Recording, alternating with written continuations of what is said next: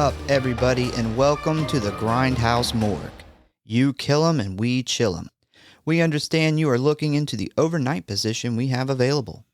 Well, that's great because we can't seem to keep anyone on the night shift. The only requirements we have are that you have a pulse and you're not a sex offender. We don't want you getting fresh with the unfresh, if you know what I mean. Anyway, welcome to the team. I'm your host, a former determined street cop with substance issues, and that is my co-host, a way too friendly security guard with poofy hair. And today, we are covering a possession movie with a bit of a twist to it.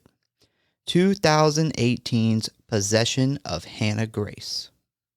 Yeah, I think this is an interesting one. This is a different twist. I think everybody knows how I feel about the possession movies, so I don't like to do them a whole lot. This one I was willing to do because it's a little different. We kind of start, well, we don't start, but the movie really gets going, the story of this movie gets going after the exorcism, so.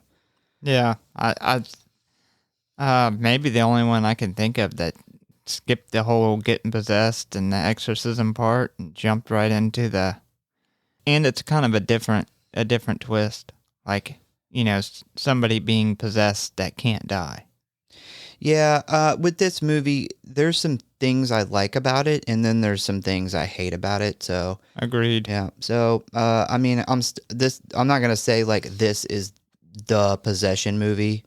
You know, it's better than your average, I would say. Well, I learned some stuff, and we'll see what you get to at the end, because I know you always have some facts and stuff, but I learned some stuff that made me like this movie and hate it at the same time. Like some things about it that I really liked, and then, you know, some other things that I didn't like. I don't know how else to say that, but we'll get to that after we get through the plot. But I did learn some interesting stuff. But first, if you want to stay up to date on what is going on with us or the show, talk about or submit your movie request, or just say hey, you can always find us at one of our social media accounts or our digital headquarters, aka our official website, the Grindhouse.Horror.Pod.com. Then we got the Patreon, which is the Grindhouse Syndicate Horror Movie Podcast, where you can catch our Tales from the Script series. Facebook at the Grindhouse Syndicate Horror Podcast, Instagram at Grindhouse.Syndicate.Horror.Pod, TikTok, which just search Grindhouse Horror Podcast, and subscribe and follow for alerts on new episodes. And if you really love us and don't want us to have to get a night shift job in the morgue, give us a review. And as always, those links and more are always located in the show notes. The Possession of Hanna Grace, also known as Cadaver in some other regions, which, by the way, that's actually the original title, is a 2018 American supernatural horror thriller film. That's a mouthful. Directed by Diedrich von Rogen and written by Brian Sev. It stars Shay Mitchell, Kirby Johnson, Stana Katic, Gray Damon, and Nick Thune. It follows a former police officer who encounters the supernatural while working in a morgue. Distributed by Sony Pictures and released on November 30th, 2018, it is 86 minutes long, had a budget of $7.7 million, and received generally negative reviews from critics. Wonk, wonk, wonk, wonk, wonk, wonk.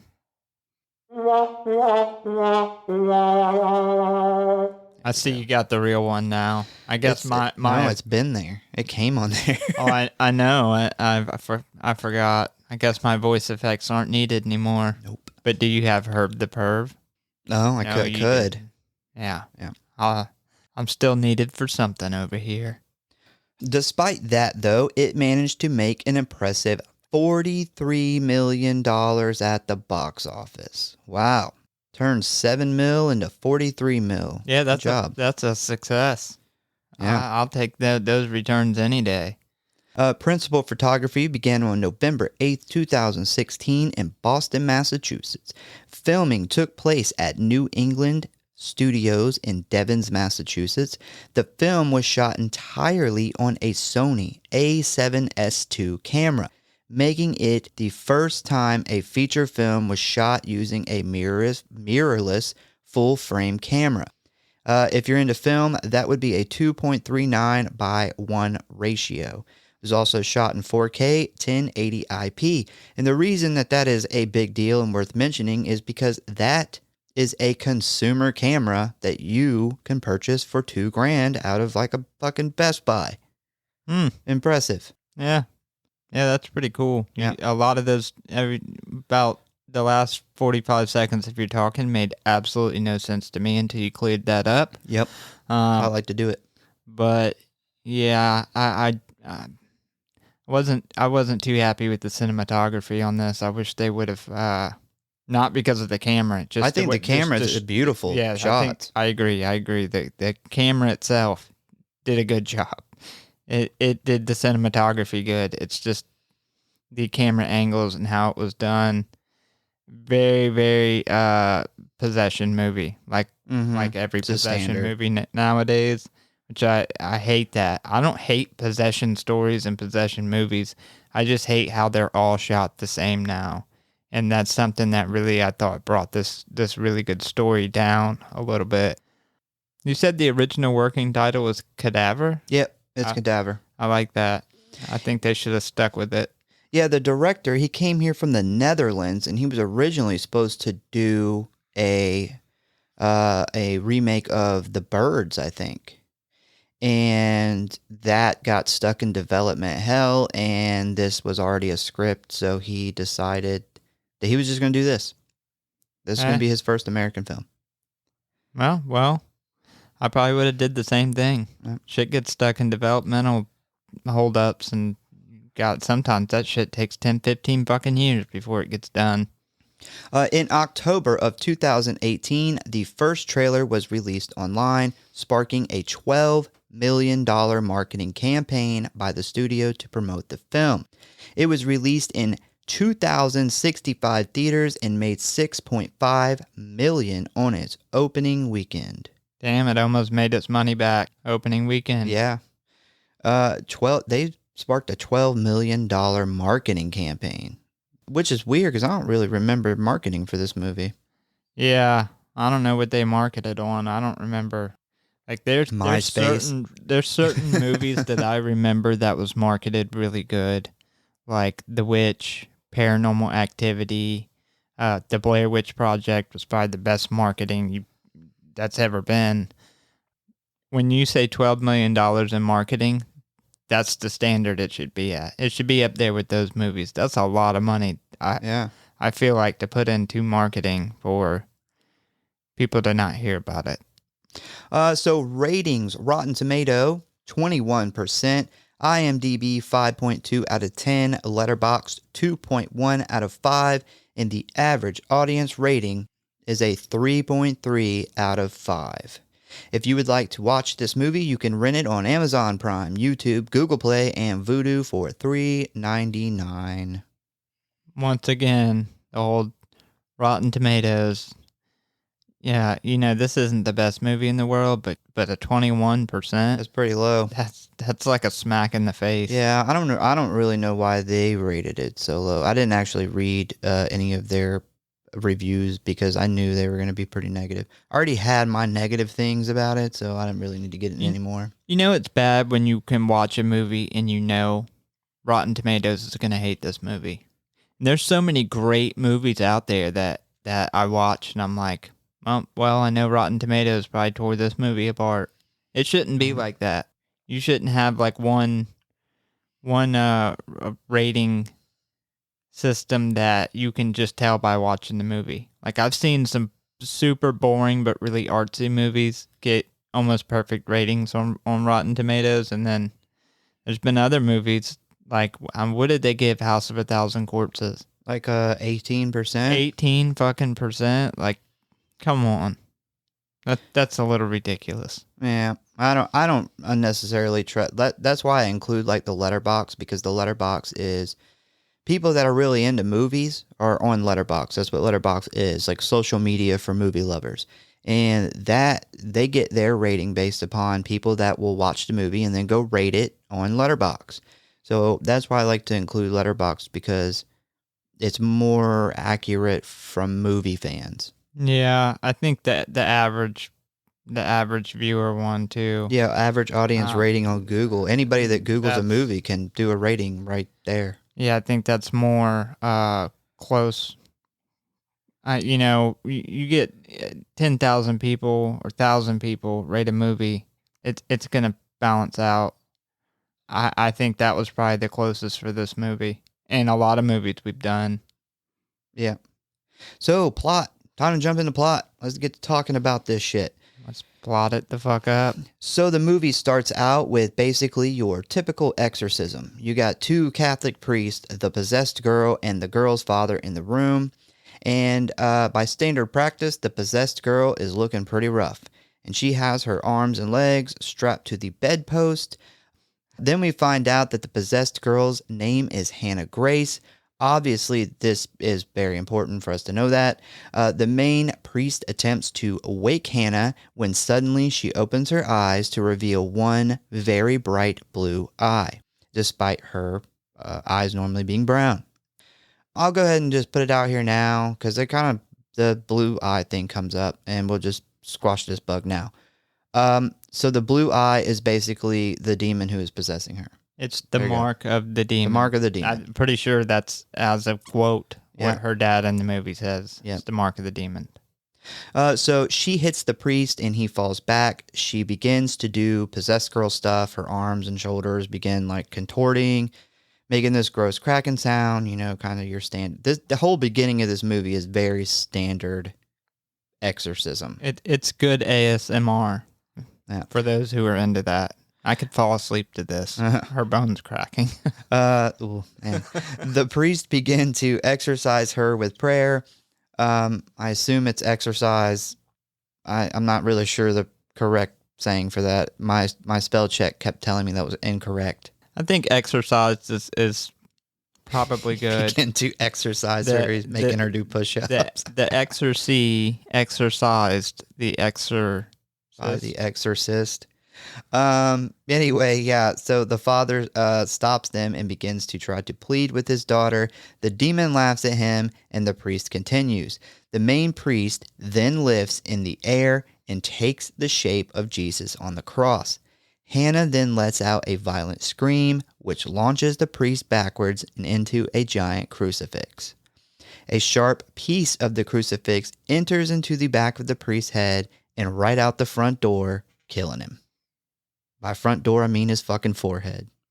Yeah, I think there was some CGI blood splatter in there that I thought was fantastic. I don't know if I've mentioned this, but one of my main gripes is when movies do CGI blood. I fucking hate it. It is the worst CGI. Bro, do you remember when The Walking Dead, as good as they were, and I don't know about their later seasons, but their first 6 or 7 seasons, how good they were with practical effects, and why it set that show apart. Greg Nicotero, though. Yeah, it literally set the show apart. And then they did the Herschel death, and they did the CGI blood spray out of his neck, and it was such a letdown. It just never looks good. Ever. If anybody kills me in a movie, please do practical effects. So the second priest then begins to shout prayer at her, but she starts telepathically choking him. Her father then calmly walks over to a chair and picks up a small pillow. He then regretfully begins to smother her. After a few seconds of this, the other priest is finally let go, and the possessed Hanna Grace is dead. And then we get the title card. Well, I don't know if I could kill my daughter, even in this situation. I don't think I could. But I would be getting the fuck out of there. I'm getting in my car and I'm leaving the fucking state. Demons can't drive, I hope. I'm gone. There's a lot of stuff in this movie where I'd be getting the fuck out of there. Yeah. Half this movie is me being all right, I'm fucking done. I'm out of here. But yeah, I wouldn't be able to do that in that situation to my daughter, even considering the circumstances, but I'm getting the fuck away. So next up, we meet our main character, Megan Reed, who, I will go ahead and say it now, is a very attractive woman. She's working out, punching a punching bag, running, being athletic, getting her exercise in. And then she goes to meet her sponsor/friend, Lisa Roberts. And Lisa works at the Boston Metro Hospital. She's a nurse there, and she is introducing Megan to a doctor who is in charge of the Boston Metro Morgue and looking for an intake assistant for the night shift. During her interview with the doctor, we find out that Megan used to be a cop, but something happened and now she's not a cop anymore. Well, we'll find out about it later. We also find out that Megan doesn't believe in the afterlife, ghosts, demons, or any of that stuff. We learned that clearly this the doctor guy who's training her obviously does not fucking like religion. Like, do you see the way his eyes lit up? Yeah, and the way he like creepily says it. She's like, I believe when you die, you're dead, and that's it. And he's like, good, that's what I believe. Yeah, tell me some more. Yeah, tell me more about just dying and seeing black. They head down to the morgue, and he tells her that in order to get in and out, she must have her key card, and because this place is pretty locked down at nighttime. So let's talk about the morgue. It is basically a very modern, gray concrete everywhere. It's huge. It's got like 2-story tall ceilings. I will point out that when I watched this movie for my second time today, I kept an eye out and I didn't see one fucking glimpse of the ceiling in any shot. The ceilings are so tall, you never see the ceiling of the morgue. Was it shot in a actual place? I mean, I think it was a morgue. I'm pretty positive it was a set that was built and it was just lights up there. That's probably why. I will say, if this was a morgue in real life, they put a lot of money into this. Yeah. I will get into the morgue later. I have a lot to say. I feel like most morgues aren't this nice. They're not even half this nice. No. But pretty much it's a concrete and glass Art Deco morgue. It is. Yeah. It is a hipster morgue. If you are a hipster, you would absolutely love this place. So the doctor also tells her that she will be there alone at night doing data entry and intaking bodies when the ambulance drops them off at the drop-off area. Once a body arrives, she takes photos of the injuries, takes fingerprints of the person, and runs them through the computer, and then finally puts them into the morgue's cooler. I personally think that she would need way fucking more training to do the job that he's like. I feel like his version of just going over this stuff real quick is not enough. Yeah, I agree. I feel like if that's the case, this is a super easy job. Did you catch how she kind of got an attitude though? And yeah, I'm like, that was my next note. How you gonna come in and act like you've been doing this shit for 20 years? Like, I would be appreciative of somebody going and showing me how to do stuff instead of just throwing me in there and letting me fuck up a bunch. And she's totally got like a bitchy attitude. Yeah, it's specifically with the fingerprinting, and she's basically like, I'm a fucking cop, I know how to fingerprint. But I will say that when I get new people, every now and then I get new people at my job, and I have to make sure that they're trained correctly. And sometimes I get somebody that says, yeah, I have experience in this, I know what I'm doing. And I learned that you can't trust that because they may not be doing it correct or they may be bullshitting. So I tell everybody, like, well, if you already know how to do it, we're going to go over it anyway. And I have to kind of cover the same shit for everybody. So I don't blame him. Things are done different at different places too. That's another thing. Their fingerprinting system might not be the exact same. This expensive morgue is better. Yeah, it looks like the morgue's better. Like, do you see the incinerary? Like, it's touchscreen? Like the whole touchscreen? Do you think there's a Starbucks in this morgue? Yeah. There should be. Where can we get the white chocolate mocha? There's a Tesla dealership in this morgue. And definitely a dive bar connected to it. Oh, yeah. Where is the craft beer area in the morgue? Could you point me in the direction of craft beers? IPAs, please. Give me some IPAs. So after this, the doc gives her the job, and she is to start the next night. We then get this kind of weird part in the movie where it's showing her like jogging and working out again, but it's mixed with shots of credits and a gruesome dead body that has been beaten, burned, and cut. It's like an intro to a TV show. I liked it. I thought it was. I don't know if I like it or not. It was just I liked it. It was like if you had like an HBO show about a morgue worker cop, this would be the intro. I liked it specifically for the practical effects. Oh, I'm about to talk all about that. I thought they were really fucking cool looking. And anytime, I don't care what movie it is. If you want to throw some really good chopped up practical effect bodies in there, like go for it. Christmas movie, throw it in there. Of course. All right, so we'll talk about the dead body because it looks fucking amazing. The crew did a phenomenal job on this, and I want to give a big shout out to Adrian Morit, an amazing FX artist. He did the doll for Megan. He made that. He worked on Eli Roth's Thanksgiving. He did Scream 6. He did 2019 Pet Sematary. He did fucking Brain Scan. Like, if you go look this guy up, the list of shit that he has done and worked on, because I just named some of the horror movies that he done. He's got a fuck ton of humongously big movies. Yeah, this guy did an amazing job, and he specifically mentioned that he wanted to do as much practical effects as possible and limit the CGI stuff.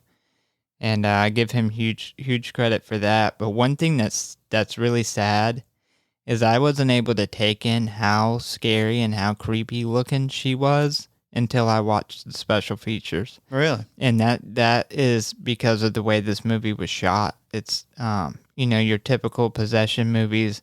You had those always got flashing lights. There's strobing lights always somewhere. You always have these camera angles that jump around.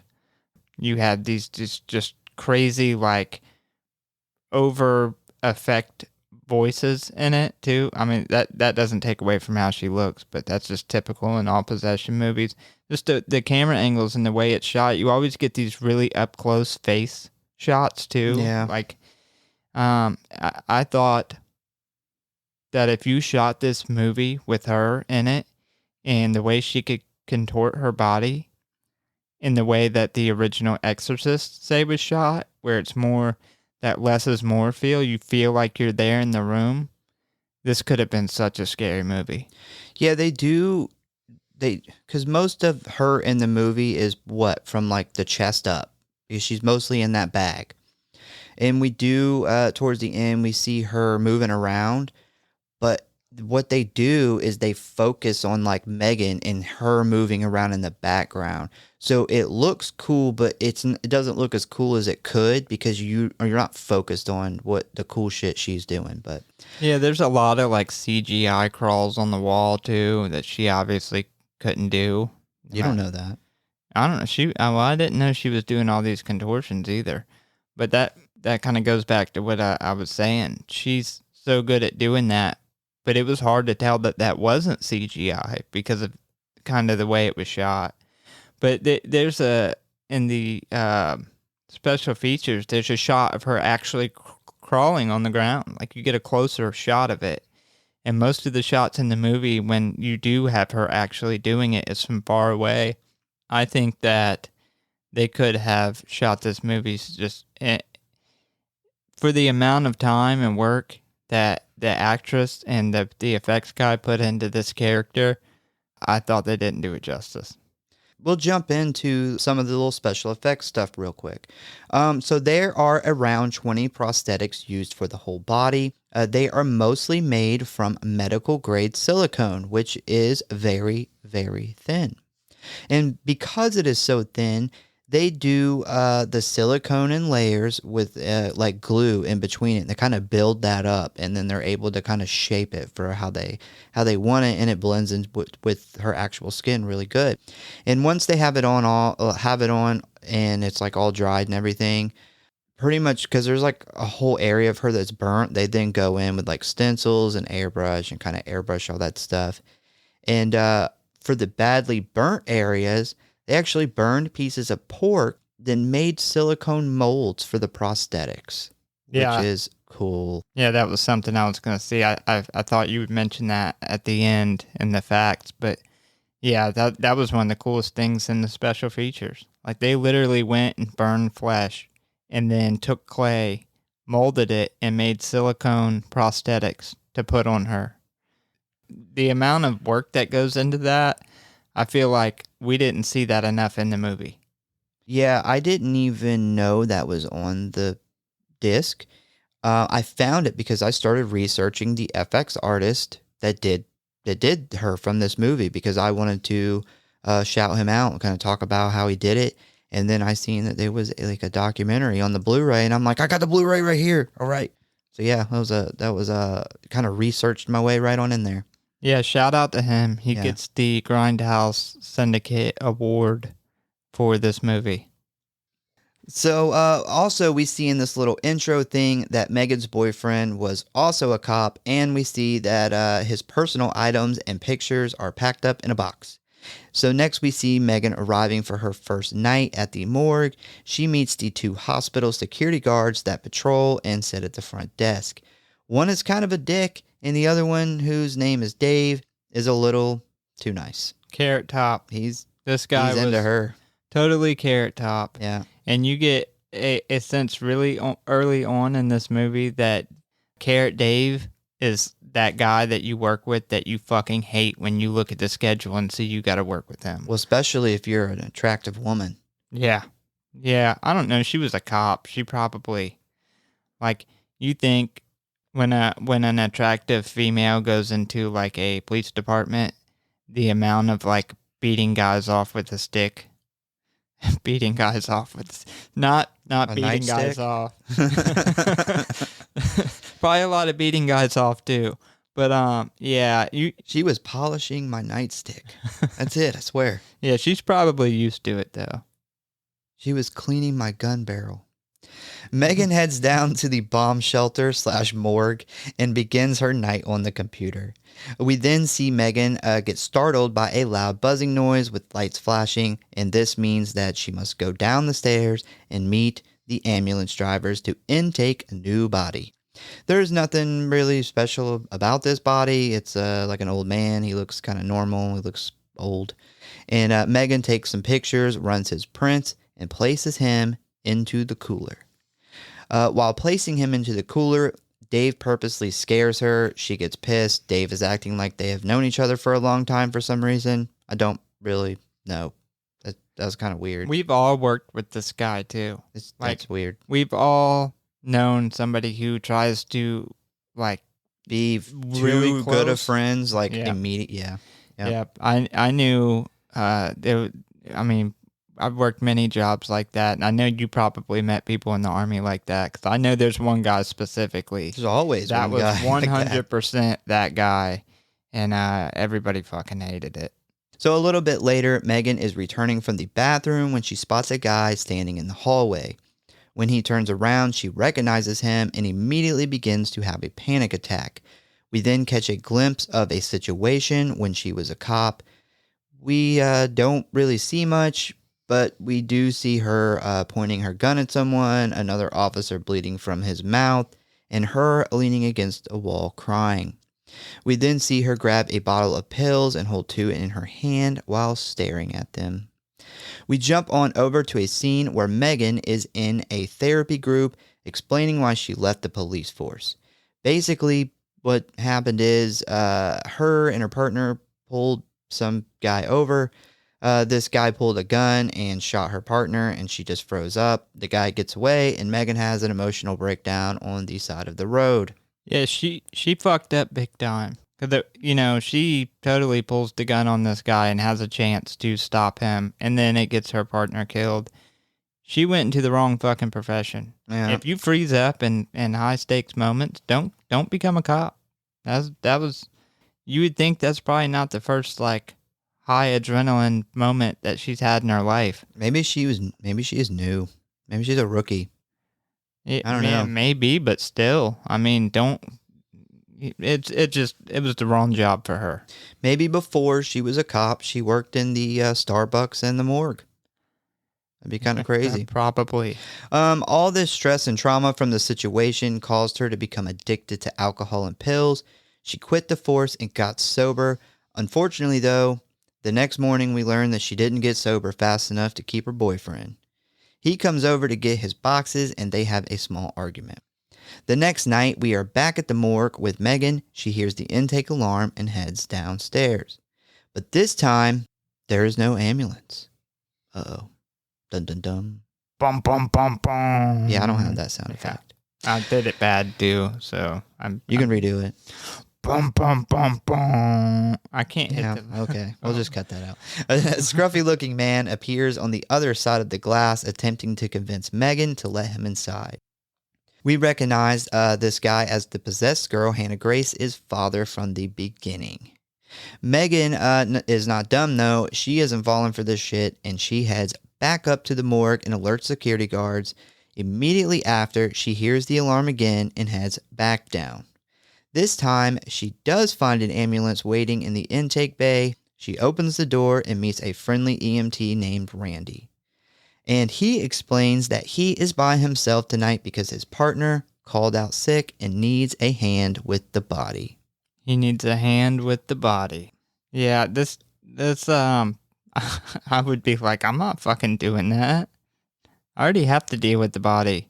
Like, I'm not, no. That you're on your own there, buddy. Well, I can't. I would actually. I thought I would have helped him.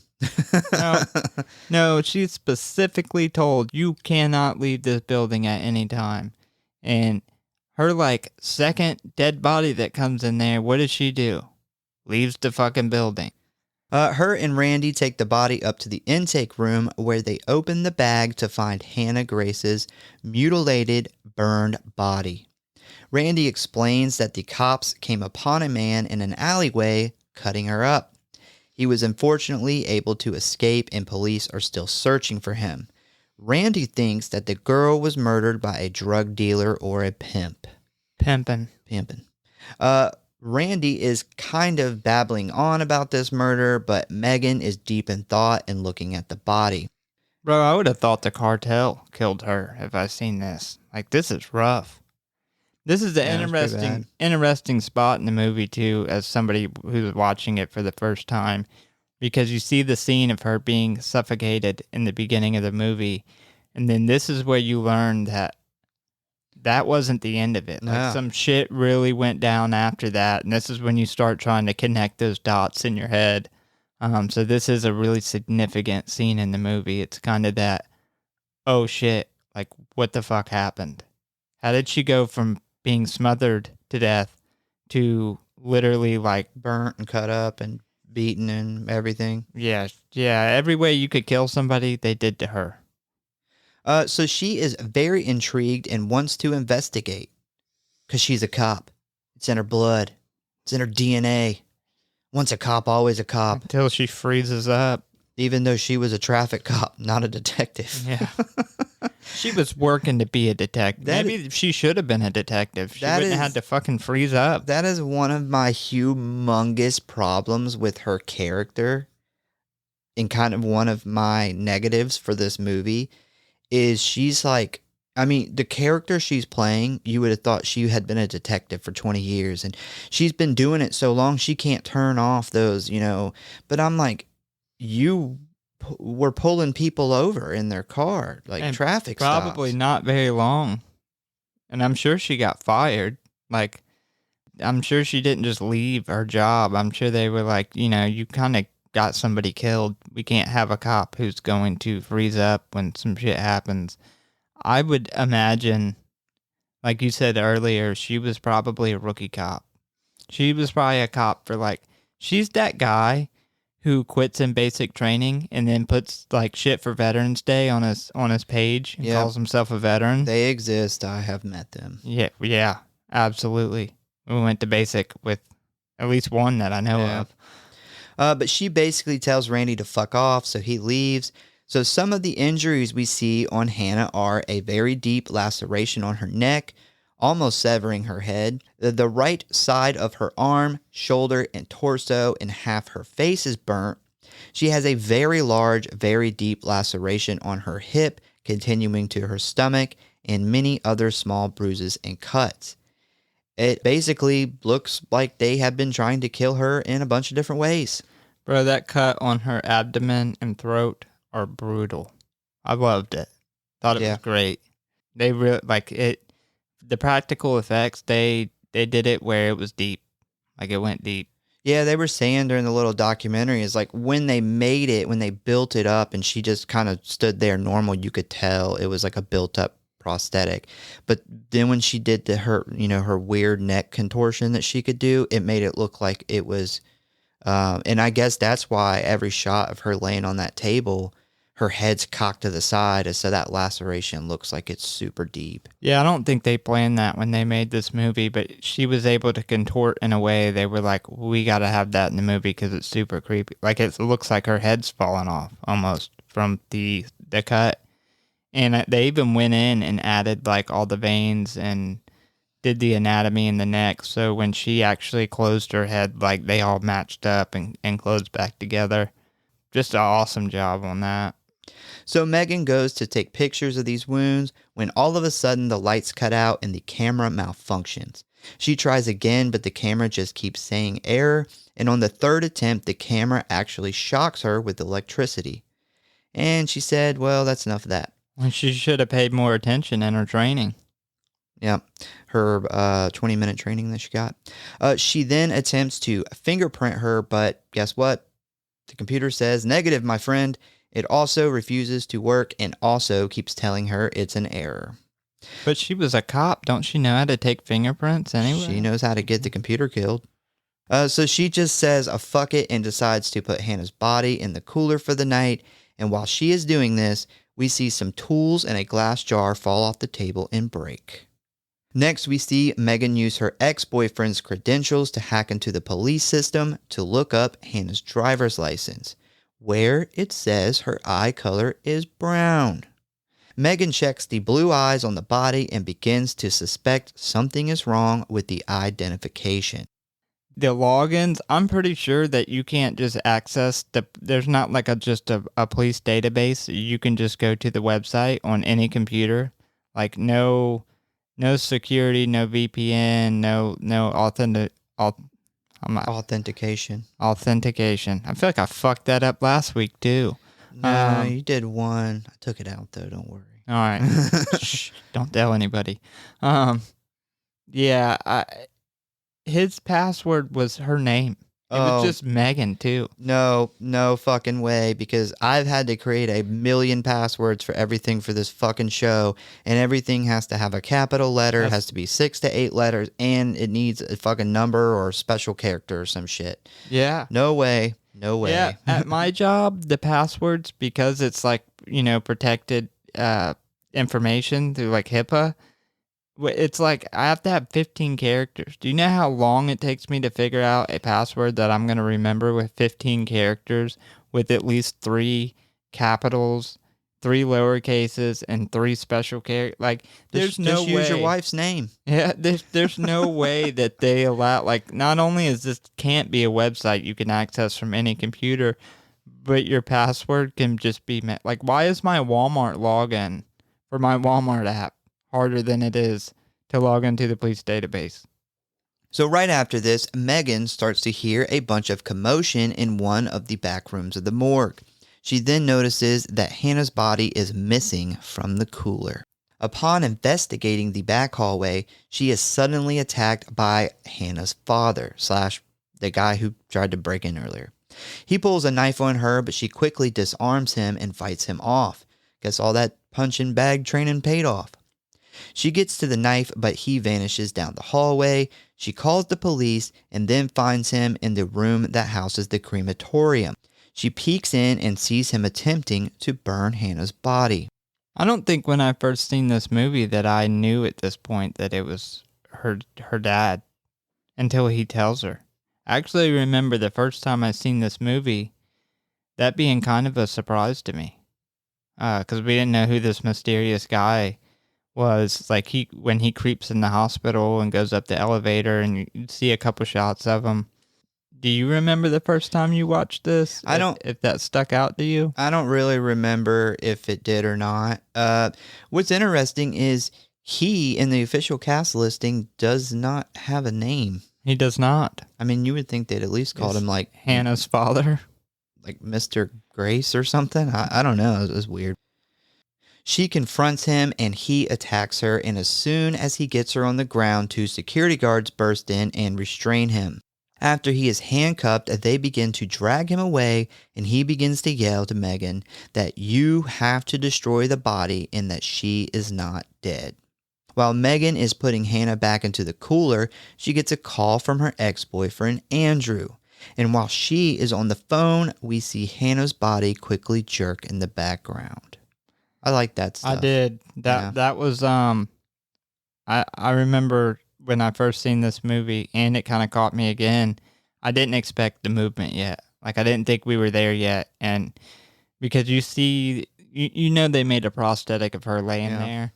And so they did such a good job, you can't tell the difference between the prosthetic. So when it moved, it kind of freaked me out for a second. Megan goes to inspect the body, and when she leans in close, Hannah's mouth opens and lets out a quiet groan. After this, we see Megan's friend Lisa come to check on her. She tells Megan that after the attack from earlier, no one would be upset if Megan took the rest of the night off. But Megan refuses. She tells Lisa about the groan from the body that she just seen, and Lisa shrugs it off as leftover air just escaping from the lungs. Megan feels relieved about this, and they decide to grab some food together. A little bit later, Dave comes down and informs Megan there is a cop there to see her. She heads up while Dave covers her spot down in the morgue. So the cop that's there is Andrew, and he tells Megan that the guy who attacked her is still unidentified and refuses to say anything to the police. Megan then asks Andrew to run Hannah's fingerprints for her because her computer keeps coming back with an error. She believes that Hannah has been misidentified because her eye color is different from what her ID says. And this is where Andrew smiles and says, once a cop, as in once a cop, always a cop. And I put in my notes, this drives me nuts about movie cops. It's like being a cop is their personality. Like, it's their identity. Bro, it's like a Marine. Yes. I no offense to any Marines out there listening, but people from the Army don't do that. Like, it is like inbred in their, like, once they get out of boot camp, it's like they're a different person. They are once a Marine, always a Marine. Even if you got chaptered out 2 months into your duty station. Yeah, the movie cops, man, every one of them is like, everything about them's cop related. And it's just, man, I don't know, man. I feel like that is bad writing because I know there's probably some cops like that, but I'm sure that there are a ton of actual cops in the real world that when they get home and they take the shit off, their whole life's not cops. Yeah. You know, surrounded by police stuff. And, you know, everything about them, it goes back to like law enforcement. I'm sure that that's, you know, the case. But not movie cops. If it's a movie cop, you know, it's always going to be like this. Did we pass the part where he calls her out for stealing his Xanax? This is the part. Actually, don't even talk about it though. Yeah. So when he shows up and he asks her, bro, she 100% gaslights the fuck out of him on the Xanax. Well, of course, she's like, you know, has issues with substances. Like they do that. People like that. That's what they do. You don't realize it's this bad at this point, though. But they show a shot of her earlier in the movie with the pill bottle, and she pours them in her hand. She's looking at like the 2 pills. But then this scene happens, and you're like, oh fuck, she sucks. Yeah. Like she totally stole his entire prescription of Xanax. And then gaslighted the fuck out of him and got mad at him for asking her about it. Yeah, I think this is a little... Very realistic. I think this is a little glimpse inside of... Because while he seems like he obviously still cares about her and all this stuff, and then you think, well, why are they apart? And then this little part is kind of... You see. Yeah. You understand why he said, I gotta go. Yep, absolutely, because it is confusing when he comes and gets his stuff, which was a very realistic scene, by the way. He shows up and he they kind of both miss each other, but then it turns into a fight somehow immediately, which is totally happens in real life. But, you can tell that he still cares about her, and then, like you said, this scene is like, oh yeah, she sucks. I don't blame him for moving the fuck out. So while down in the morgue alone, we see Dave begin to hear odd noises coming from the cooler room. He decides to go investigate, and I was like, nope, fuck that. I would wait for someone else to come down. I would not be down there investigating strange noise, especially after they just arrested a guy who broke in. Bro, I hate this guy. It's the only one in the movie. Carrot Dave, man. I don't dislike him. You don't dislike? How did you not pick up on? He's just that guy. I know he's that guy, but I don't know. Bro, did you catch when they walked off and that her sponsor's like, you want some fries? And he's like, I'll cover the spot. And they walk off and he sniffs the French fry. Like he holds it up to his nose and sniffs the French fry before he eats it. Yeah, I don't really get why he did that though. I don't either. I was going to ask you. Like No, I don't know. I don't know if that was going to get brought up. Have you ever sniffed French fries? I don't know. I can't imagine really what you would smell on the French fries. And then when her dad is trying to burn the body, he gets his fucking ass whooped and then cut. Takes the other security guard coming up there. That is the very reason why you should not just hire anybody to be a security guard. And the security guard companies do this. Oh, yeah. They will hire almost anybody. And this is the very reason why you don't want just anybody in charge of your security, especially in a morgue. So he starts to hear scratches from inside the cooler where Hannah's body is being kept. And again, I say, fuck no. I am definitely not opening that at all. For some absolutely insane idea, Dave decides to open the cooler where we see Hannah's body is no longer there. He sticks his fucking head, I repeat, his whole goddamn head, poofy red hair and all, into the freezer where Hannah grabs him and attempts to pull him in. Like, no fucking shit. What did you think? You hear scratches, you open the door, and then you stick your head in and expect everything to be okay? Bro, he's a security guard. He had to make sure the security of that freezer was okay. No, not sticking my head into a box where you keep bodies. Yeah, I agree. This was stupid. Not doing it. Why? You are a fucking security guard. Why are you even fucking with the bodies? Yep. She then uses her powers to hold him in the air and in a crucifix-like position while breaking his wrist, hands, and legs. This is her finisher. You stole that from me. She then pulls him into the cooler with the door slamming behind him. We then hear Dave's muffled screaming before a sudden neck snap. That neck snap was fucking loud. Yes, it was. Megan returns but can't find Dave. She looks around, but after a minute, she's like, whatever, fuck him. We then see her head to the bathroom, where I must interject to ask, are we really getting a scene of her shitting right now? I was typing notes. I remember it now. I remember it like glimpsing out of it. She is shitting. Yeah. That's a weird thing to put in the movie. Yep. Like, why? I've watched it twice. Oh, wow. Well, I have to. Yeah, I was into it. I mean, I have to watch the movie twice for the show.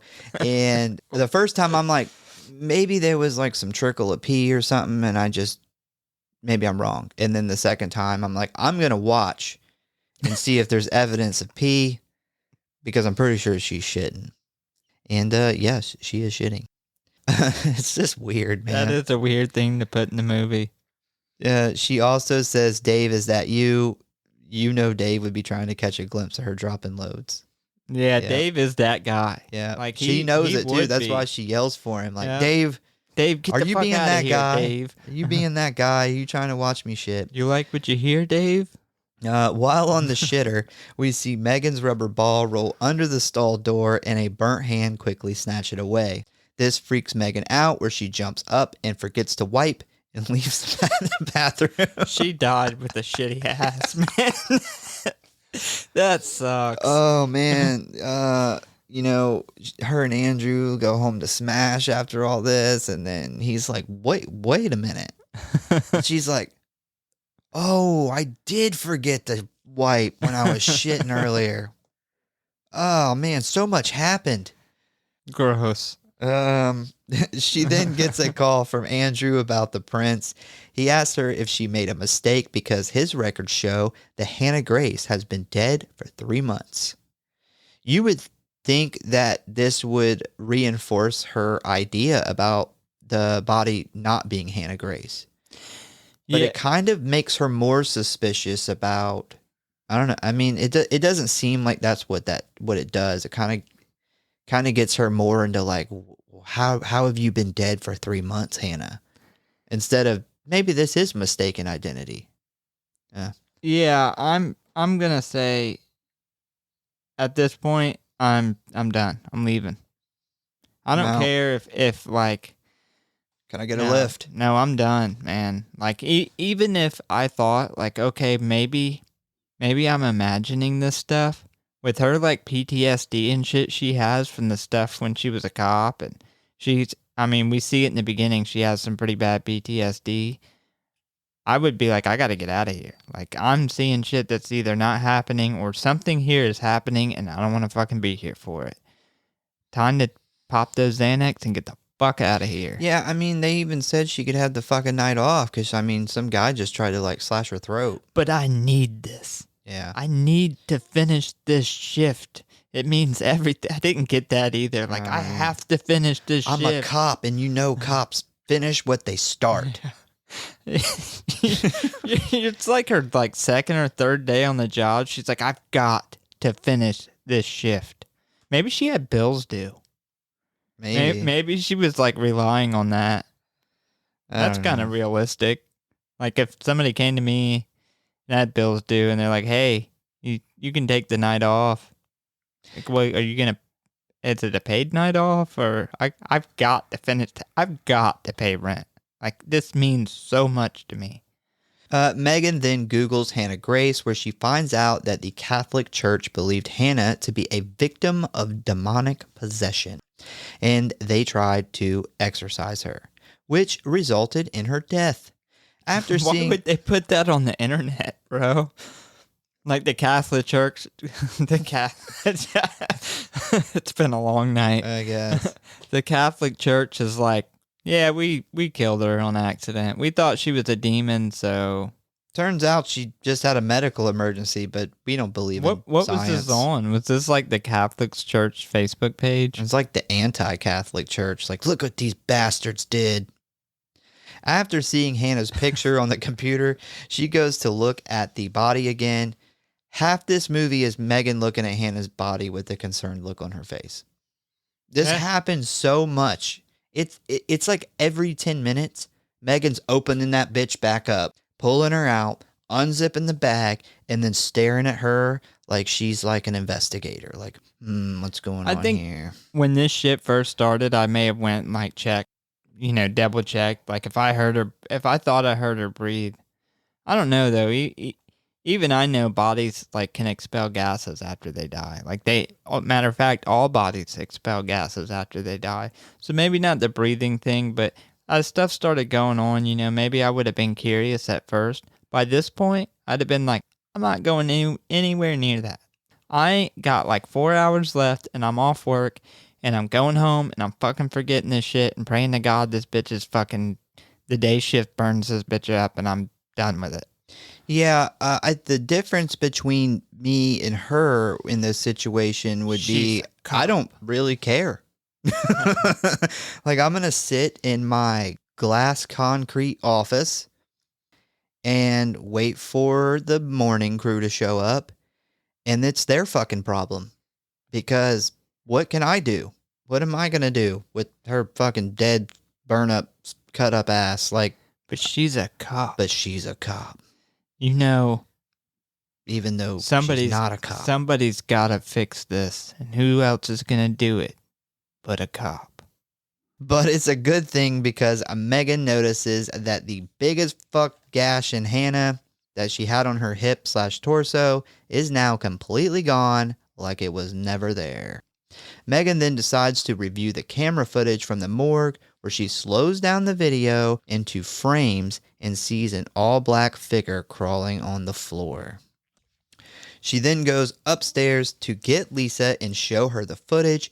Lisa's like, I don't fucking know. But while Megan is explaining, Lisa spots a pill bottle full of Xanax with Andrew's name on it. And remember, Lisa is also her sponsor. Well, Lisa confronts Megan about the pills. She says she hasn't taken any. She just keeps them close as comfort when she is having a panic attack. So Lisa believes her, but explains that an addict's brain will make things up to cope with stress, and she thinks that Megan is just seeing shit. An agitated Lisa storms off into the stairwell to smoke a cigarette, and as she is lighting it, 2 drops of blood fall onto her hand. She looks up and sees Dave about 4 flights up. She calls out to him but gets no response. She then decides to go up and look for him. And as she gets to the top, she walks slowly around the dark corner and sees Dave standing in the corner with his neck twisted and blood coming out of his mouth. Hanna then appears from the shadows, scaring the shit out of Lisa. Lisa then runs up the last flight of stairs and onto the roof. Why the fuck would you run to the roof? Yep, that is what I have in my notes. Typical horror movie fuck up. Why in the fuck would you think to go to the roof? Like, my first idea would be get to the bottom and get the fuck out of this back building. The direction I just was in. Yeah. There's not a naked What are you going to do on the roof? And then it gets better. Because she then runs the 60 fucking feet to the edge of the roof. I was like, what? I thought they were going to throw her off the roof. Oh, yeah. Anyway, the roof has these big red flashing lights on it, and we see Lisa look back and focus on a very creepy Hanna Grace slowly walking closer. Lisa then rises off the ground and her arms stretch out to her sides like a crucifix position. This is where I put in here that this must be Hannah's signature move. Finish her. I put it like Mortal Kombat, like Sub-Zero's ice, the finisher. Yeah. Lisa's arms and legs begin to break, and Hanna is now right in front of her.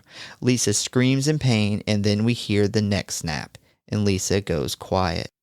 We get the shot of the hospital building right after that, and I am with you. I thought that Hanna was going to throw Lisa off the roof and make it look like Lisa jumped. I did too. And then of course Megan would have been like, I know she didn't jump. I just talked to her, and it would have made her feel even more crazy. And everybody's like, well, she had her substance abuse problems, and she just couldn't take it no more, and she jumped. And Megan's like, no, you don't know what you're talking about. I'm a cop. Maybe Megan was like, oh God, she touched my Xanax.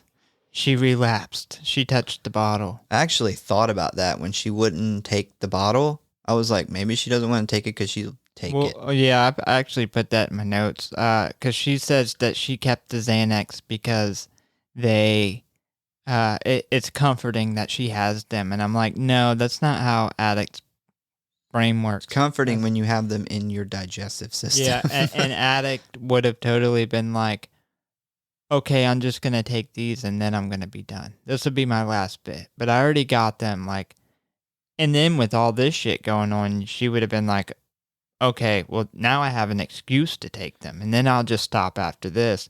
There's no person that was that bad off that's going to carry this shit around and not take it. I don't believe her.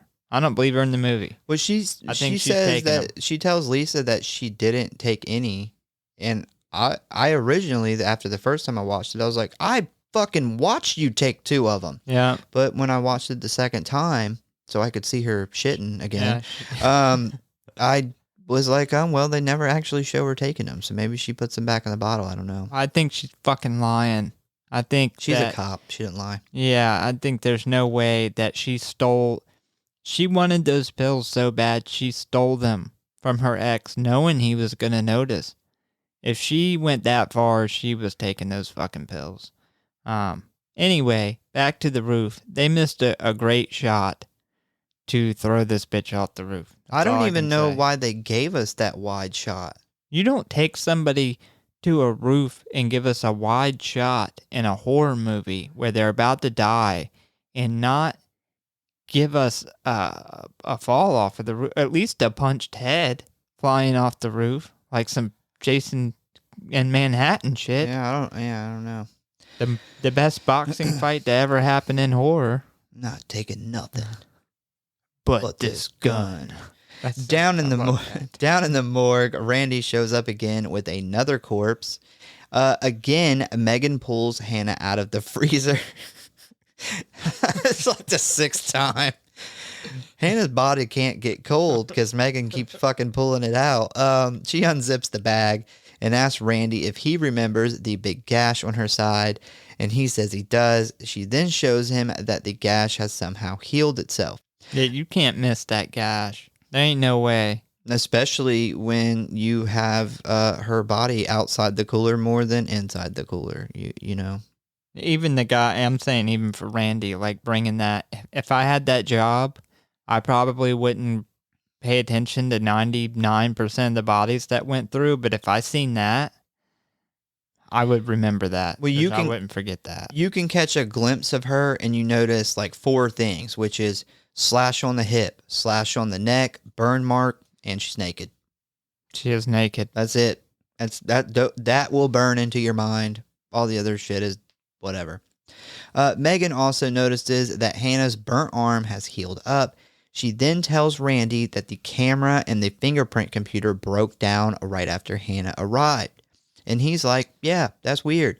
Then she tells him that according to the police, Hanna Grace died 3 months ago in an exorcism. And I think he has a pretty realistic reaction. I agree. I think he is the most level-headed person in this entire movie. He then explains that he used to have a drinking problem, which I feel like this story almost kind of came out of left field. But he says he used to have a drinking problem and he lied and stole and all that stuff. But then he had a kid and straightened his life up. He thinks that there is a rational explanation for this and warns Megan not to let this drive her crazy. Does he know she was a drug addict? Yeah, I just want. Like, I don't think his story really correlates with this dead body and the exorcism. Like, they don't go together. I could get him telling her that story if he knew her past and knew that she had addiction problems and had relapsed a bunch of times and had a bunch of issues. Him saying that story because he's like, okay, well, clearly she thinks one thing and, I think she's jumping to conclusions. Maybe she's looking for a reason to relapse, whatever.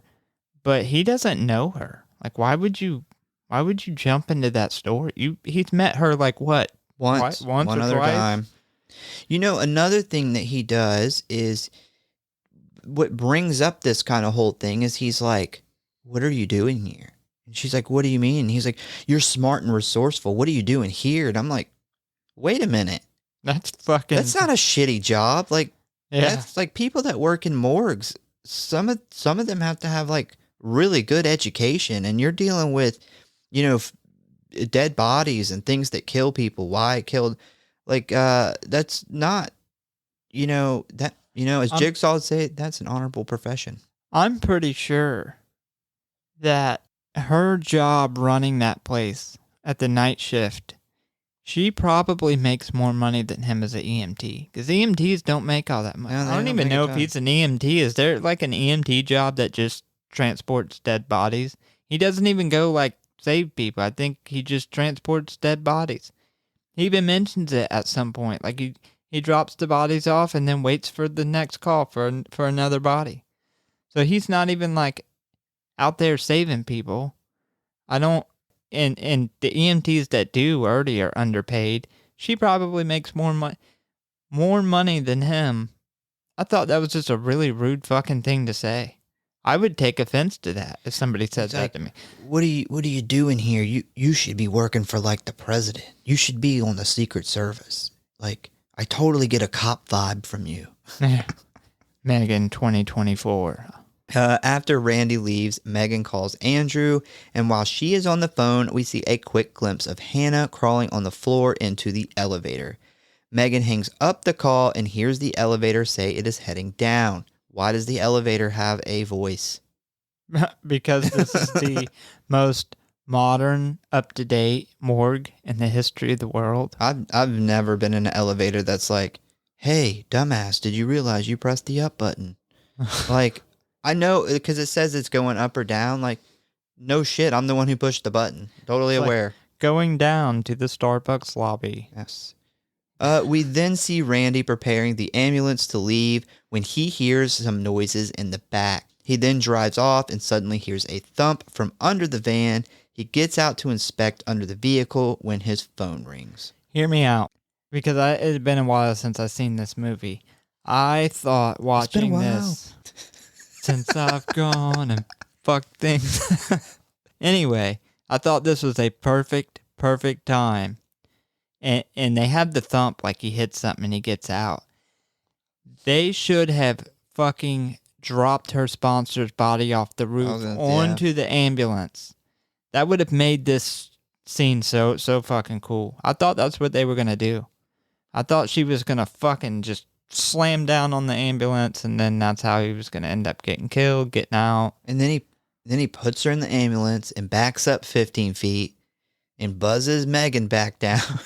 And he's like, I got another body. And then she, she goes to put her in the cooler and then looks in the plastic and is like, oh my God. Yeah. I should have never gave you those Xanax. I should have never let you touch that bottle. Yeah. The credits happened and I was still waiting for this bitch's body to fall off the roof. I'm like, are we going to get like how could you give us that shot and not throw her off the roof at some point? Well, we do see her body later. It's not. No, but it doesn't fall off of the fucking roof like it should have. Missed opportunity. You literally, she was like 5 feet from the roof. You raise her like 10 feet in the air, snap her neck, do your fucking finisher move, and you don't throw her off the roof? Like, what a polite demon. When he answers, all he hears is static, and he then begins to look around the parking garage. So his phone rings, and when he answers, all he hears is static. He then begins to look around the parking garage. He starts to hear a bone-cracking sound behind him. He turns around with a flashlight and sees Hannah hiding in the shadows. He tries to hide between two vans when suddenly the vans begin to slide together and crush him.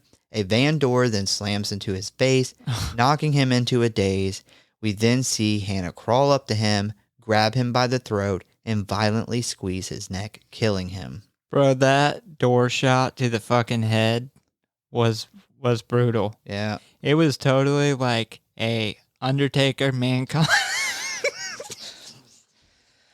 Okay. It was a steel chair to the head shot. Like that's what it was. That's what it was. Go ahead and get it out.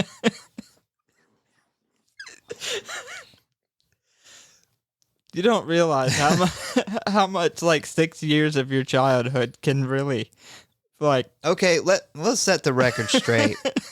So in editing, I keep noticing that he keeps making wrestling references, which is weird because he doesn't watch wrestling.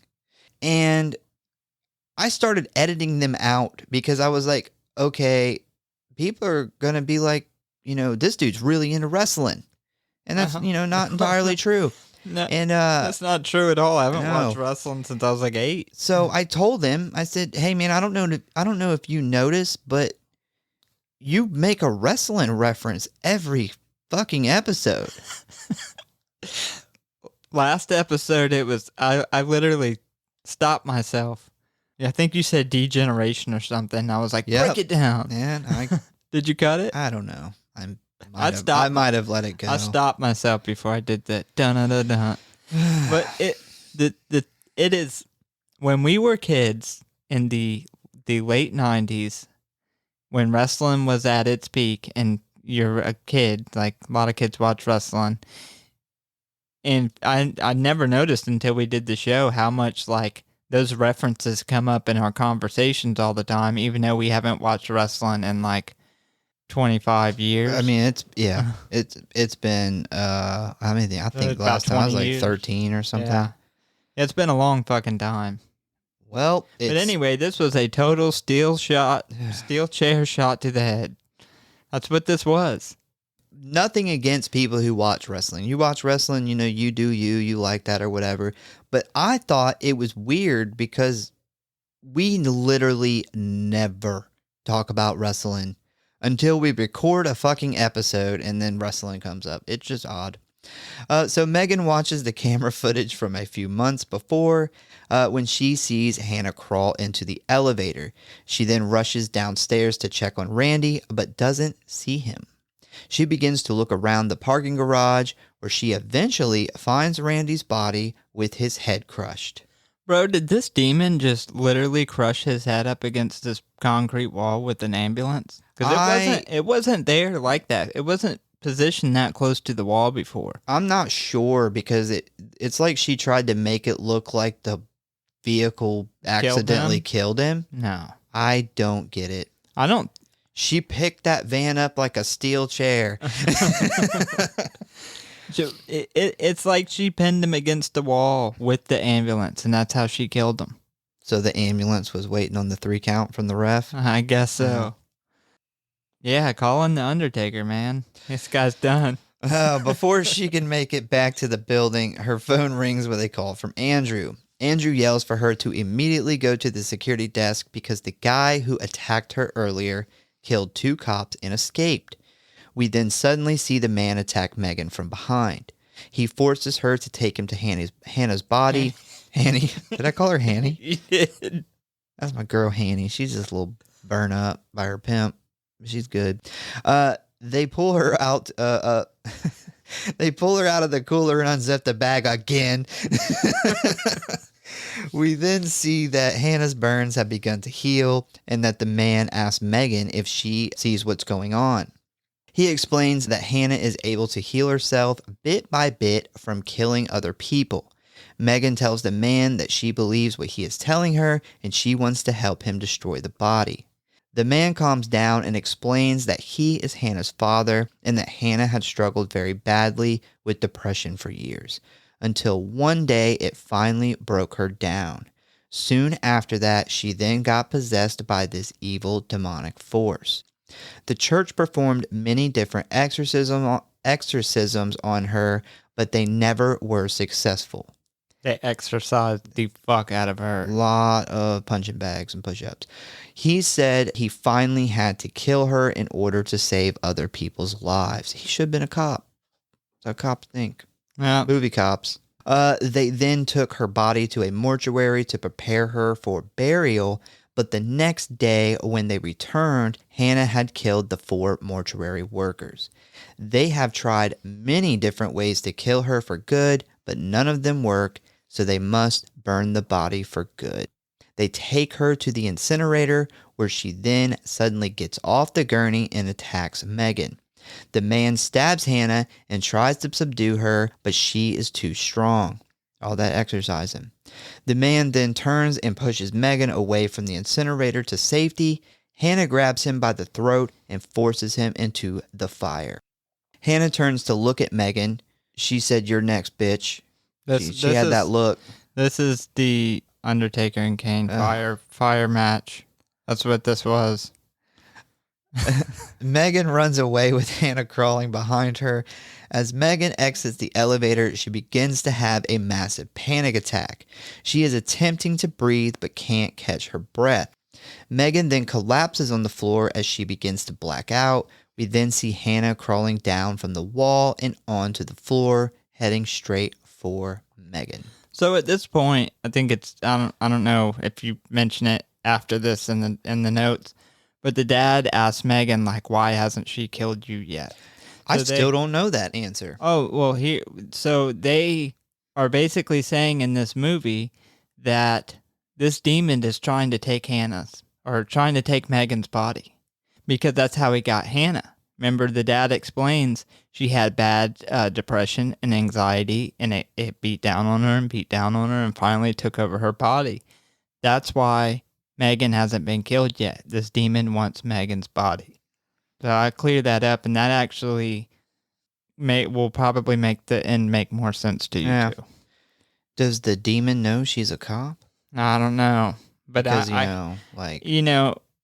if I'm Megan and he told me this, I'm popping a fucking Xanax. I gotta push that fucking anxiety off, because it's gonna get me killed. Gotta get that Xanny. That's why when she starts to black out from the panic attack, you see the demon Hanna crawling down towards her. It's trying to weaken her to take her. Surprised you didn't catch that. That's why the dad is like, when he first comes in, he's like, why hasn't she killed you yet?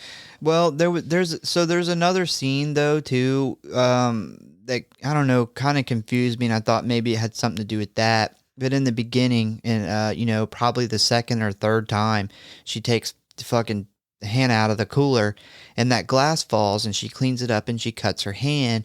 And when she goes to put Hanna back into the cooler and close the door, we get a really quick scene where her blood from her hand drips onto Hanna, and I was like, well, maybe that's important, but I don't know.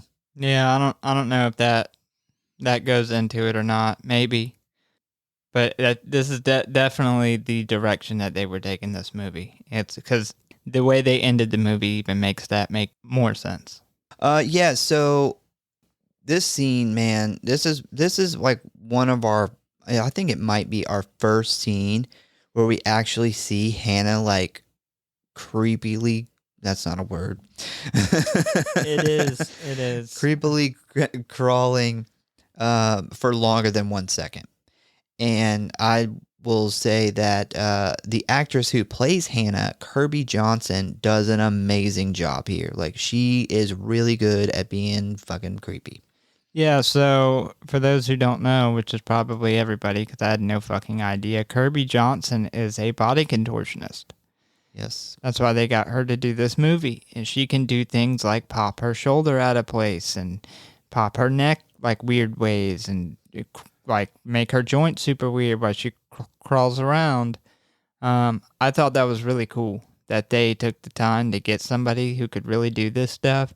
Unfortunately, the way they shot the movie, it's hard to tell that those aren't CGI because so many other people have done it and it been CGI, so it takes away from that. They shot it the same as in these possession movies always do these crazy lightings with like strobe lightings, but at the same time, they do like 7 different camera angles of one thing, and it flashes different camera angles. And then they'll go in with CGI and they'll add like a blackness coming up her skin, up her back.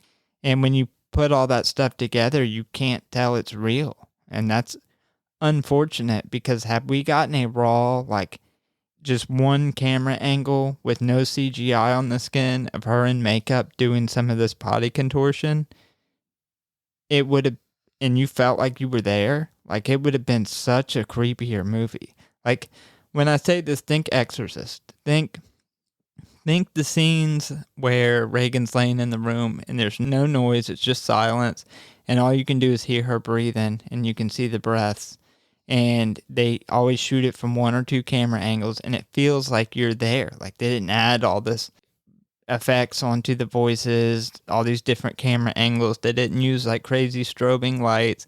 They didn't do these super up close fucking weird shots. If they would have shot this movie in that style with the makeup effects as good as they were and Kirby Johnson being as good as she was at body contortion, this movie could have been, I think, a whole point higher in the ratings. Yeah, she does really good, man. She's really awesome. She's flexible. I think that if she had this, like she was playing the same character, doing the same stuff in a found footage, I think that it would be so much cooler, because found footage, you get that one, it's more of that raw one angled shot. You would actually get to see her skills displayed a lot better through something like that. But yeah, she's awesome. I don't need 15 different shots. I want to look and see and take in what I'm looking at. And I didn't really get to do that until I seen the extras, when I got to see her in the light up close and with all the effects and her doing some of the body contortion stuff. It looks really, really cool. I don't need you to go in with CGI and add like black veins running up her back and stuff why it's happening, and 15 different camera angles, and it looks like I'm in a nightclub because it's dark and there's strobing lights everywhere. It's just too much. Hanna then climbs on top of Megan and places her hand over Megan's mouth, making it more difficult to breathe. We then see Megan finally go unconscious, and Hanna begins to drag her away by her hair. We also see here Hannah's burns are almost completely healed. Next, we see that Andrew has arrived at the morgue, and he finds Randy's body and Megan's phone in the parking garage. He then heads into the morgue, where the power then completely shuts off. He pulls out his gun and flashlight and begins to search for Megan, because he still loves her. While he is looking around, we see that Megan is beginning to wake up from her blackout. And where is she at currently? In the goddamn body cooler. Yeah, you should have quit opening that fucking door. I would be done. Bro, the claustrophobia in there. And also, I never realized that they're all open inside like that. I never really thought about that. No. That makes sense. Well, it does, because it's refrigerated, so it probably makes... It does. It not probably. It makes a lot of sense. But I never noticed that either. But man, I would be praying to God I had those Xanax in my pocket. That's all I can say. Because instant panic attack if I woke up locked in that motherfucker. Yeah. No. When I got out of there, no more investigation. I don't care. I'm leaving. I'm going home. But yeah, she starts freaking out. That's why you're not a cop. Yeah. She starts freaking out, and while inside, she sees the bodies of Dave and Lisa. So she begins repeatedly kicking at the freezer door. She finally gets the door to pop open, and she falls out there as quickly as possible. Don't blame her. When she escapes the cooler, we see Andrew and the other security guard rush over to help her. There is suddenly a very loud screeching noise throughout the whole room, and the lights begin to flicker. Big surprise. Yeah, more They've flickering. been flickering the whole goddamn movie. The security guard sees Hanna crawling on the wall close to the non-existent ceiling, and he says, fuck no. He basically what everyone else should have done earlier. He takes off running towards the door, but he can't get it to open in time. Andrew and Megan then turn around just in time to see Hanna slash the security guard's throat. Bro, this poor security guard, he's been here this entire movie. Has no idea what's going on. I don't know how. Their desk is literally by the front door, and fucking Randy done got killed. The demon done got out and drove the ambulance into him and smashed him up against the wall. Well, he don't really like to leave that desk, and it seemed pretty quiet over there where he is. So yeah.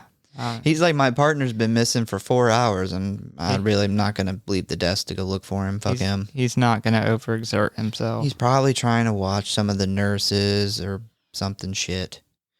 Andrew pulls his gun. Andrew pulls his gun to shoot her, but Hanna gets him with her special finisher move. His arms begin to stretch out to his side, and his bones begin to crack as he lifts off the floor. Finish him. Megan then decides it is time for the final showdown between her and Hanna. Former cop versus demon. It's a pretty equal match.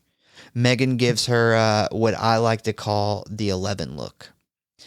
She gives her the same look 11 from Stranger Things does when she's using like her max bloody nose power against an opponent. It's the same thing. Megan then grabs the gun from Andrew's hand and cocks it before pointing it at Hanna. And I want to point out that's the third time that gun's been cocked in about 10 minutes. I counted. Parking garage. So it was there's like rounds sitting all over the ground. So it was cocked in the parking garage when Andrew first arrives. When Andrew's looking for Megan in the morgue, he cocks it, and then now. 3 times. Telling you, there's like 3 9mm sitting around there. Laying around. Megan then begins to fire bullets into Hanna, the first 2 hitting her in the chest, of which she answers back with a snarl. Megan walks towards her while firing round after round into her. Hanna is now on her knees. Right. On her knees. Hanna is now on her knees staring up at Megan, who is now right in front of her. Hanna lets out a guttural scream, and Megan fires 2 more shots into her. Hanna goes quiet and falls to the floor, and we also see Andrew drop in the background. Megan and Andrew go to escape on the elevator, but Megan decides to stay right before the doors close. Next, we see her load Hanna's body onto a gurney and take her to the incinerator. But she had to finish that shift. She's like, I'm not leaving. I'm not better leaving get fucking here. paid for this. I've got 15 minutes left on my shift. I'm not leaving. I hate this part, though. Just going to put that out there. Chopping. She's been chopped up. She's been beaten. She's been burned. She's been suffocated. But we've finally found this demon's weakness. 9mm full metal jacket. No. It has to be a cop's gun.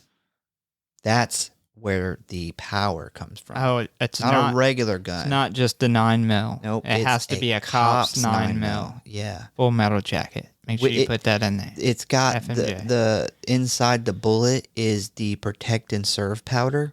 Oh, the protect and serve powder. I found that in my research. Forgot that existed. Yeah. And that's what Megan's doing here. She's protecting and serving. She ain't even getting paid by the police anymore. She's still doing her job because it's in her DNA. It's in her blood. She snorted some of that protect and serve powder when she was in the academy. That's why she didn't take the Xannies. She's locked in now. She'll never leave her post. As she is sliding her in, Hanna grabs her head and tries to lunge at her. Megan fights her off and begins to push her father. Push her fucking father. Her dad's still not done being burned in there. She begins to push her further into the flames. We then hear Hanna turn back into a human and scream for Megan to help her. Megan gets her in and closes the door as we hear a final demonic scream. So we get the demon leaves Hanna as she's being pushed into the fire. The Dina Molina. I was about to say the demon called an Uber and got out of there before things got too bad. The demon's like, Megan, wipe your ass. Well, the demon didn't jump into her, went to jump in and was like, wait a minute. It's a shitty butt here. Not shitty asshole. Who doesn't wipe? Even if there's a demon, who doesn't wipe? Bro, in real life, like real shit in this scenario, I'm wiping my ass. It's going to be really quick, but I am wiping. He's like, even in hell, we wipe. Oh, next we see Megan sitting in the hallway like 15 feet away from the dead security guard. It's totally not a big deal. And she is just sitting there bouncing her rubber ball against the wall when suddenly the police burst through the door with guns drawn. This would have been a good time to go wipe your ass. Like, it's done now. There's nothing going on. Like, you have nothing to do. Just go wipe your ass. Andrew is with them and immediately runs to check on Megan because love, and he helps her up and they begin to walk out of the morgue. Next, we get a couple broad shots of Boston in the morning, and we see Megan jogging down the street looking very motivated. We hear her voiceover that tells us that she is now 62 days clean, and she is thankful for how far she has come, and it is not easy. She then steps out of the shower and looks into the mirror and notices a fly on the glass. She stares at it for a moment and then smashes it with her hand. Her voiceover says, "Nothing's going to stop me now," and the movie ends. So did you get the ending? Yeah, I think that it is possessing her here. Yeah, so they left this open-ended, and I think they missed a huge opportunity here. But going back to what I was talking about earlier, the demon clearly wants her body. You hear the demon leave right as before Hannah dies. Did you notice that every shot of her at the end, they didn't show her left eye? Yep, I was about to say that. So I even paused it to see if it was blue under her hair because you could kind of see it, but it wasn't. Yeah, when this movie ends, you're looking for that eye because it's the mark of the demon, and they leave it out intentionally. I think they missed a huge opportunity to do a reveal of the eye at the end, or I'm okay with the open-ended ending where we don't know, but I think they should have left the commentary of her at the end out. Because the commentary in there doesn't make sense with her possibly being possessed. I think that should have been left out. I think either they should have showed the eye and did the big reveal like she did get possessed. It should have been the last scene of the movie, which I thought they were going to do in the bathroom. I thought her hair was going to move over and it was going to show her eye a different color. Or leave it how it was and take the commentary out. I didn't like the commentary. I personally think that this is more complex than... They didn't do a very good job of showing how complex this is.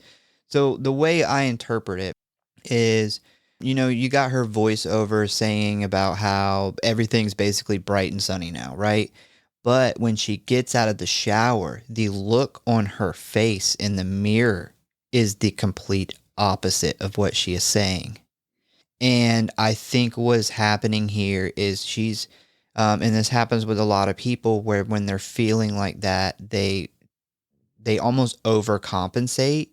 They overproject. Yeah, they're trying to put on the show because they don't want people to see that they're just deep into this depression and so sad and so unhappy. And I think that's what the whole like nothing's gonna stop me now.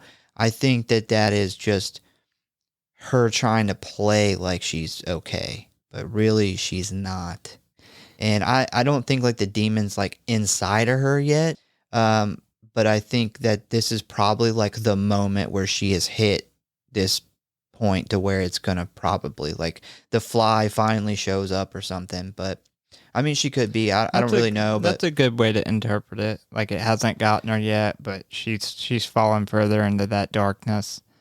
Yeah, because the dad says that the depression worked on her for a long time. Well, you got to remember, though, she's been going through depression and stuff for a long time, and her dad said that Hannah finally hit a breaking point, and this whole situation at the morgue would have been a breaking point. I think that they don't show her eye intentionally, so you don't know if she's possessed yet or not. I didn't like the commentary because in this movie's version of Possession, Hannah is not like faking living a normal life. Like she's not faking and going around like she's full on fucking killing people, full on possessed, dead as fuck looking. But I do like your theory. I will say I do like that. That would make a little more sense that she's not possessed yet, but she's at that breaking point and the demon is still following her, waiting for her to finally break and catch that moment of weakness and get inside of her. So I do like that theory. I know where the movie was trying to go. They were trying to leave it like you don't know if she's already possessed or not. They just didn't do it great. They didn't do it great. Yeah, I love what they're saying. I love what they're doing with it. I just don't love how they did it. I feel like also, it's not very obvious, and it doesn't have to be obvious in movies. Sometimes that's the best is when something's not obvious and you go back and watch it and you catch it. I don't think the first time I watched this movie, I think it went right past me. Yeah, it caught on to that dynamic. I thought she was fine. So I hope there's somebody out here that hears this and kind of has seen that movie before, and this makes them want to go back and watch it. But yeah, I thought that it didn't necessarily have to be obvious, but I thought they should have did a better job of adding some stuff in the background throughout the movie, because we don't really know that the demon wants her body until the dad kind of asks, why hasn't Hannah killed you yet? That's the first hint of, and then he goes through Hannah's depression and stuff, and then it all makes sense of why the demon has not taken her yet. It's trying to get her body. I just thought they could have did it better. Kirby Johnson was able to portray a lot of the body contortions without the use of CGI or prosthetics in camera, due to her being a dancer, a gymnast, and a contortionist. The exterior of the hospital is actually Boston City Hall. Good old Boston. I don't know what that is. Maybe somebody Boston people will. They'll be like, "Oh shit, yeah. Oh, there you go. Get in the car. Get to the city hall in the car, ma." It took 4 hours to apply all the prosthetic makeup on Kirby Johnson for her role as Hanna Grace, and it only took 2 hours to remove it. Yeah, she's a trooper. Yeah, I because she had to do that. Like there was never really any scenes with her as normal, so she never really got any scenes without having to do all that makeup. Yeah, I gave the makeup guy the Grindhouse Syndicate award that means so much that I just made up for this movie. Oh, we already shined his nightstick plenty in this episode. But, I think she deserves it equally. She did get spotlight though. He didn't. He's not known. Like most people who watch this movie have no idea who that guy is. So he deserves some spotlight. But she was great. If I were to be forced to pick, what in this movie is good, it'd be him and her. Oh, absolutely. The rest of it could fall away and I wouldn't care. I like the story too. I will say I like the concept of the story. I like the concept. I don't really care for a lot of parts of the story, but I like the core idea, the basis of it. That's what I was talking about at the beginning of this episode, though. Her and the Kirby Johnson and the makeup guy, literally they are 10 out of 10 at their job. Like they did a fantastic job making this movie, and unfortunately I feel like other things with the movie kind of fucked up. It didn't shine the light on them as much as it should. She was great, the makeup was great, we didn't need all this. And it's like with the Possession movies, it's like they copy each other. They do. Like they literally go in and shoot them the exact same. I didn't know she was really doing these contortions until after the movie. I thought a bunch of it was CGI. Because they do that so much. Because you can't hardly tell. Like, had we gotten it in the light shot without all these fucking crazy angles and without these strobing lights and all this different effect happening, and we seen that, you would be able to tell, like, holy shit, that's you can see the difference between CGI and something real. But because of the way the movie was shot and it being so crazy with the angles and the up close, you don't ever get to see a full contortion in one shot to be able to tell that it was real. All right, so ratings and kill count. The kill count here is 6, 7 if you include Hannah herself. You have the first priest, you have Dave, you have Lisa Roberts, you have Randy, Hannah's father, the security guard, and Hanna Grace. It's the top one. You're up for favorite kill first, is your movie. All right, well, I put for my best kill, we didn't get to see many. You really don't see many people die. Like, Carrot Dave would have 100% been my favorite kill just because I disliked his character so much, but we don't get to see him die. The priest, we get to see him die, but they used CGI blood, which ruined that kill for me. So who else did we get to see die? I picked the security guard. That's like the only other one I think I remember us actually seeing die other than in CGI fire, which was very obviously CGI fire from the shots inside.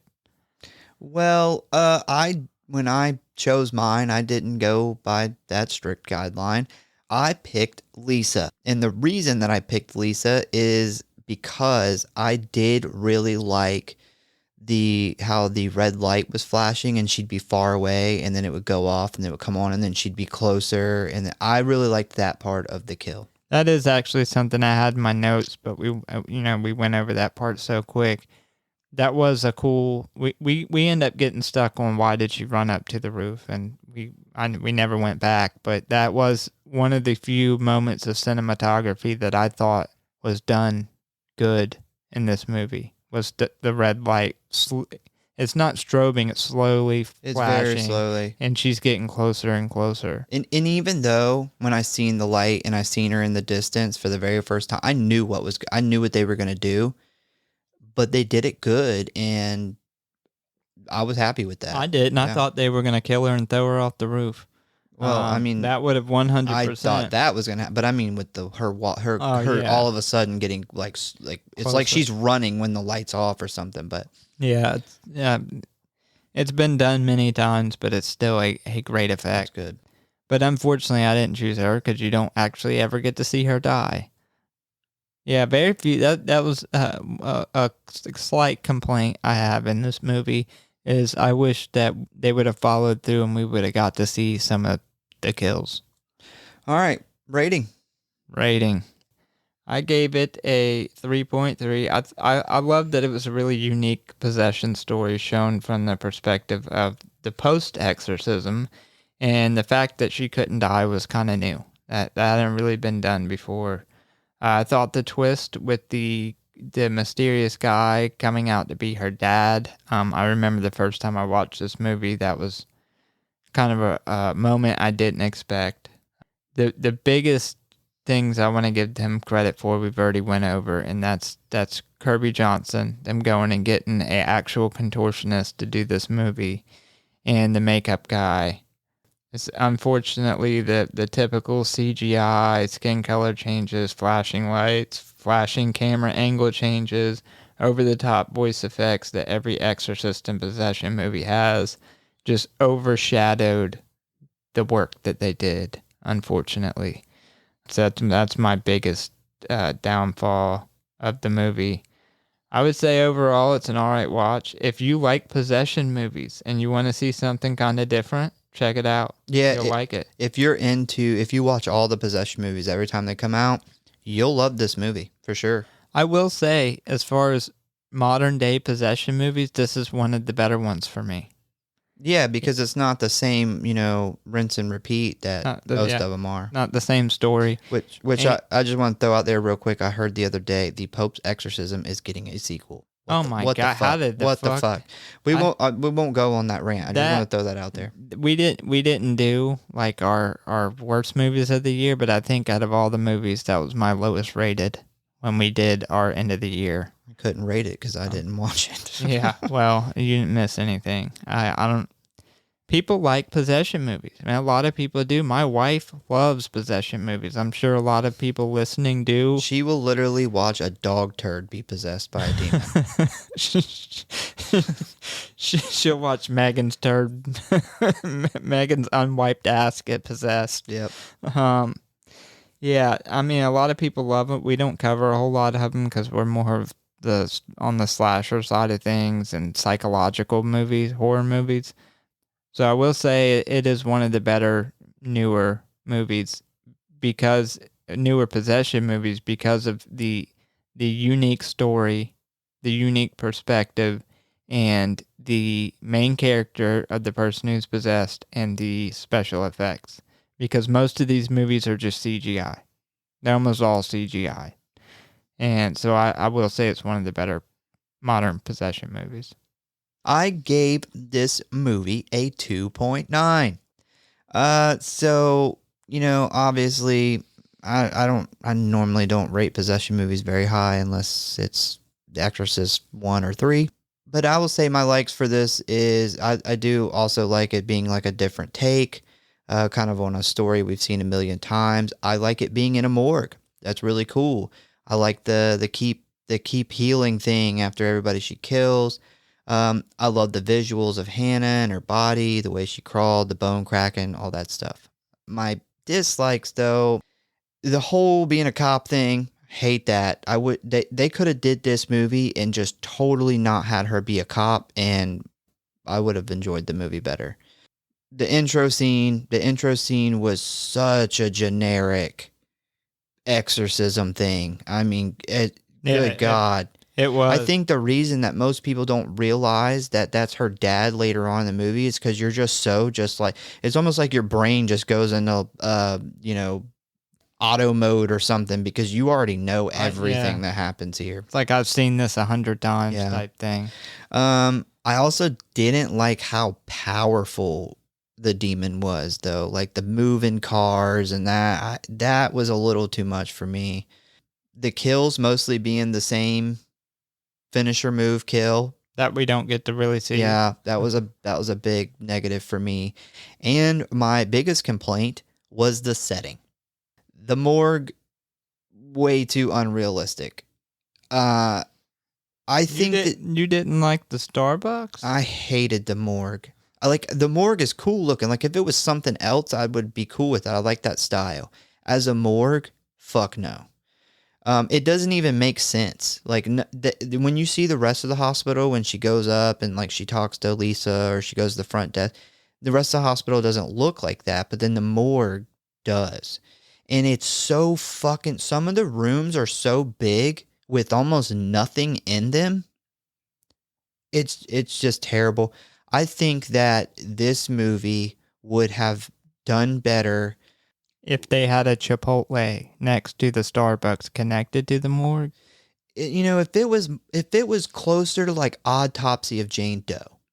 Like Autopsy of Jane Doe is kind of a similar where it's like a possession movie, but it's different. And it's a body that's possessing and fucking with the people that are there working on it. And they do that with a small cast in a small setting. That's a good movie. That is a phenomenal movie.